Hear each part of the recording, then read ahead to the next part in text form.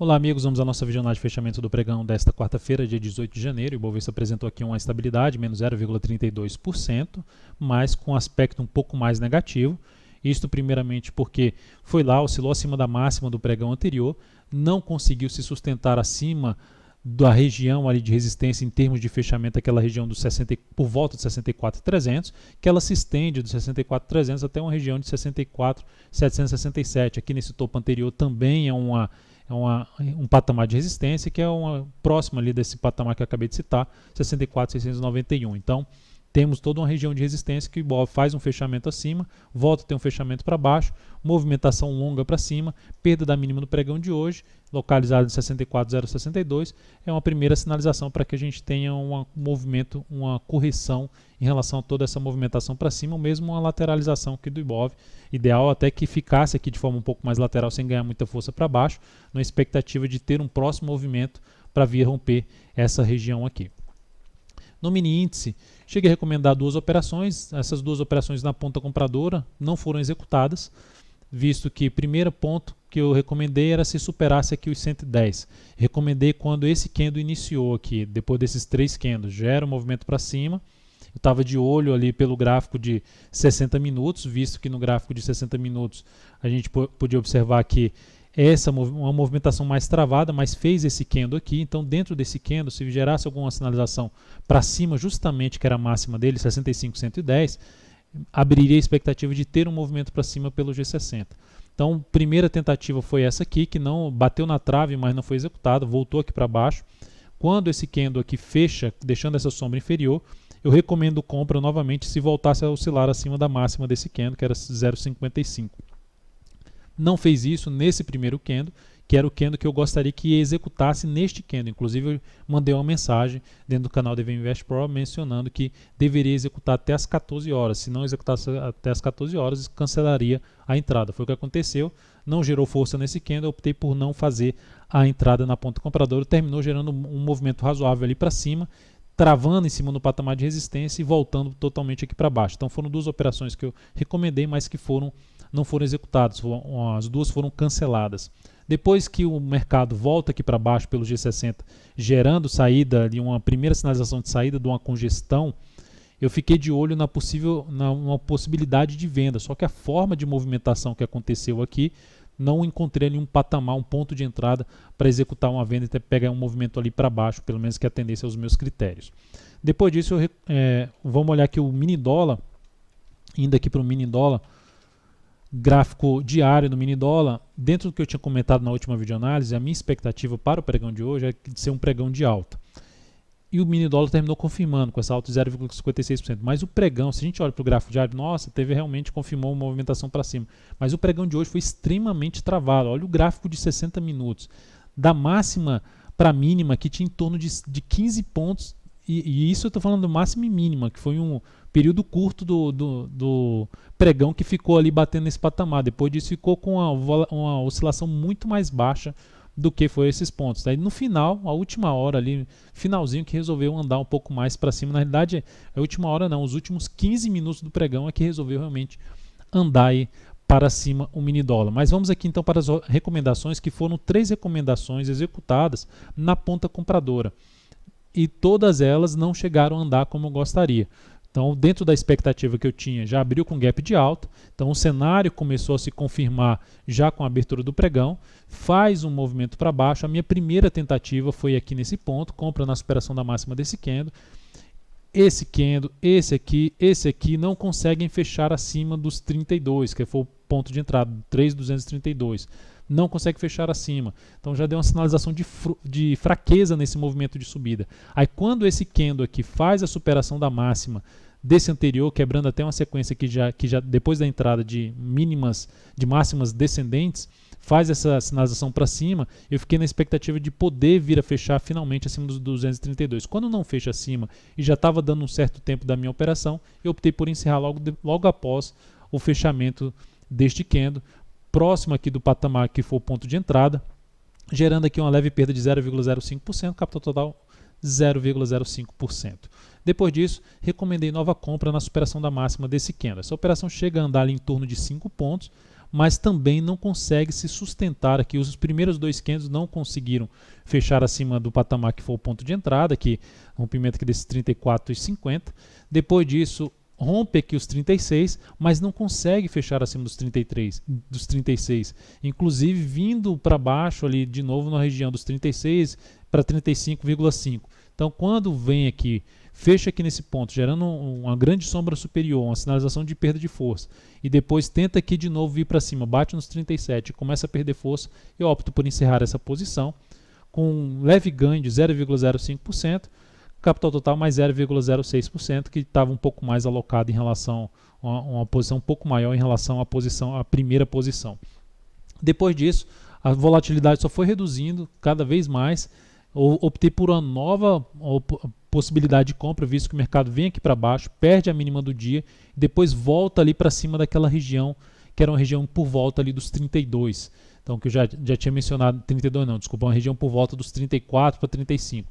Vem aqui para cima nesse movimento de subida, e quando gera aqui uma sinalização de sustentação aqui em cima desse patamar, que funcionando como suporte, gera ali um candle de recuperação, eu optei por fazer uma compra de um fundo ascendente na expectativa de ter um movimento para cima e de finalmente um mercado fazer justamente esse movimento aqui, e terminou que também não conseguiu andar aqui para cima. Esse candle vem aqui, vai lá um pouco mais para cima, não anda muito, volta aqui, na verdade ele veio aqui primeiro para baixo, depois volta para cima, depois quando começa a perder força, eu já tinha mencionado que não deveria mais voltar para baixo dos 35, não seria bom para a operação voltar mais para baixo dos 35, volta para baixo, eu opto por encerrar essa posição com uma leve perda de 0,06%, capital total menos 0,09%, que foi um pouco mais alocado aí em termos de capital em cima dessa posição, que a volatilidade estava mais baixa no momento. Depois disso, uma nova entrada que se encaixaria para mim seria essa compra aqui, ó. Essa compra aqui, vai lá, o mercado de novo volta para cima daquele patamar, bate ali no patamar funcionando como suporte, enfim, tudo parecido com o que foi aquela entrada ali anterior. Mas aqui eu já não faço essa entrada. Primeiro que eu já não estava mais acompanhando pelo horário que estava acontecendo a entrada, que era ali para as 17h50 para 18 horas. Então, muito próximo do fechamento do pregão, optei por não fazer essa entrada, uma pena isso ter acontecido mais no fechamento do pregão. Mas seguimos adiante, olhando aqui para o gráfico diário, e lembrando, ó, segue dentro de um movimento para cima, trazendo a chance ainda de ter algo mais aqui para cima, a partir aí do próximo pregão. Lógico que eu não vou descartar a possibilidade de venda se o mercado gerar aqui no G60 alguma sinalização de força para baixo, principalmente dessa região aqui de congestão gerada no pregão de hoje, que tende a funcionar como suporte. Se o mercado volta para baixo desse patamar, fica mais para um dia de baixa. Ganhando força aqui para cima, ficaria mais para se buscar alguma operação na ponta compradora. Na sequência, temos aqui então para falar da PetroR4. Petro ficou ali sem muita alteração em relação ao que foi comentado na última videoanálise, travado ainda, sem conseguir se manter acima da região ali dos R$ 15,90 a R$ 16,00. Ação perdendo a mínima do pregão de hoje, localizada aqui em 15,71, também traz a chance de se ter um movimento aqui para baixo. Seria aí uma alternativa se arriscar vendo um pouco mais ousada na PetroR4 a favor de um movimento de baixa. E o stop ficaria aqui para cima dessa região, seja para cima da máxima do pregão de hoje 15,93 ou mesmo para cima dos 15,97. Na Vale 5, dia de alta de 3,33%, mais um gap de alta, considerando o fechamento do pregão anterior, vai lá em cima, bate nos R$30, perde um pouco de força, assim como todo o mercado na última hora de pregão. A perda da mínima do pregão de hoje é que também seria uma nova sinalização para a Vale gerar um movimento para baixo, mas por enquanto não tem um sinal claro aqui para baixo na Vale 5, na sua atual tendência de alta de curto prazo. Um gráfico cheio de buraco aqui, cheio de gaps na Vale 5, o que dificulta justamente aquelas entradas de superação da máxima do que no anterior. Esses pulos aqui dificultam um pouco mais a entrada para swing trade em cima de Vale 5. Depois disso, temos aqui para comentar outros papéis. CSNA3, recomendei compra na CSNA3 no pregão de hoje, se ela rompesse, dentro do que eu tinha falado já na última videoanálise, se ela voltasse aqui para cima desses R$ 12,41, a entrada 12,42. Essa entrada foi executada, ela foi executada depois ali da primeira hora, dessa hora de pregão, ela foi executada, né? Na realidade, na primeira hora de pregão ela foi executada, ficou travada boa parte ali das 3 primeiras horas de pregão e depois começou a andar, rompe aqui os 12,50, ganha força para cima, aqui na máxima já estava gerando algo em torno de 2% do ponto de entrada. Quando o mercado começa a voltar e não consegue se sustentar acima dos 12,50, eu já também mencionei dentro do canal DV Invest Pro que seria importante esse ativo se sustentar acima dos 12,45. Isso porque eu já estava vendo o papel perdendo força para se manter acima dos 12,50. Aí depois ele já passa a trabalhar abaixo dos 12,50.